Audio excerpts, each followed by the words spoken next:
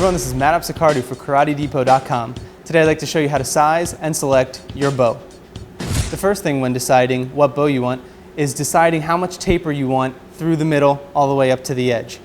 Our first here is a straight hardwood bow that has a similar diameter all the way through.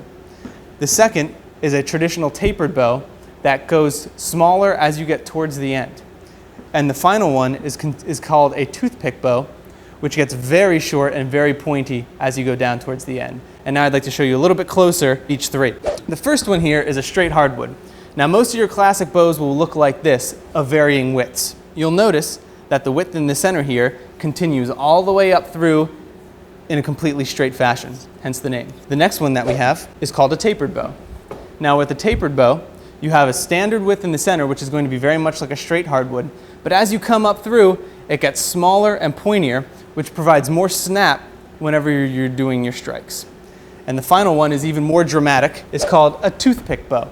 Now you'll notice this one is a smaller width, and that's just in regards to who would be using the weapon. But a toothpick bow is very small, and it comes to almost a point at the end, hence its nickname. Now the next thing to consider is how you actually want to size your bow. This is very important because it wouldn't do for a 4-foot individual to be swinging around a 7-foot bow. It's going to be scraping on the ground. It's going to be very awkward. So you want to make sure it's roughly in the same ballpark as your height. For most people, in the 5'8" to 6-foot range, you're going to be using a standard rokushaku, and this comes straight out of the bag just like this. And to size it properly to you, first get an accurate description of your height. That's going to help.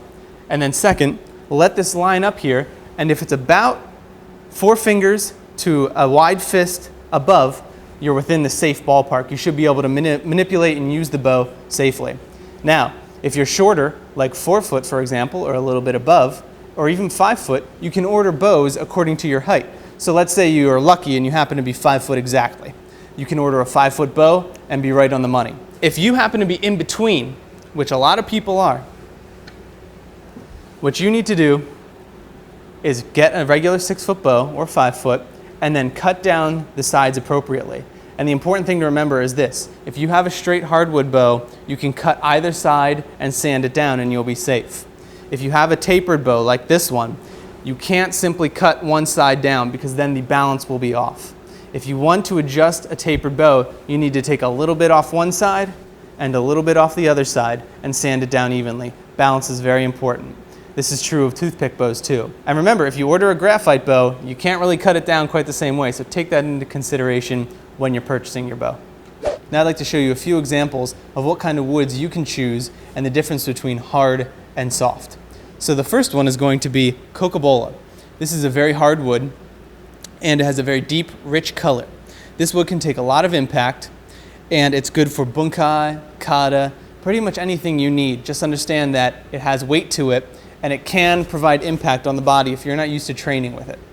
The next hardwood is red oak. Red oak is widely available, inexpensive, which is great, and also can take a lot of impact. So bunkai, kata, applications, really anything you need. Just like Cocobolo, harder impact, so you can use it for hard purposes, but understand that it's going to take a little toll on your body if you're not used to it. Now the next two woods are soft woods. The first one is ash. And you'll notice that the ash has a taper down with it because this wood is used for quick movements, spins, things of that nature. However, if you give it a good hit with another bow, it does have the potential for breaking and cracking. The other soft wood is rattan. You'll notice this is the burnt variety. They come in non-burnt as well. Rattan is great because it's super lightweight, super flexible, but when you hit it, it can also flex with the strike. So just know that when you're doing techniques with it, it's going to vibrate on the end. It's going to be very light, good for spinning, but not as much impact as the hardwoods. And the final one that you see here is back to red oak. And the interesting thing about this bow is that it's a hardwood, but it's in toothpick form. So the fact that its width is so little and it tapers down to such an edge makes it vulnerable. So understand that you have to consider taper as well as wood quality when you're purchasing your bow.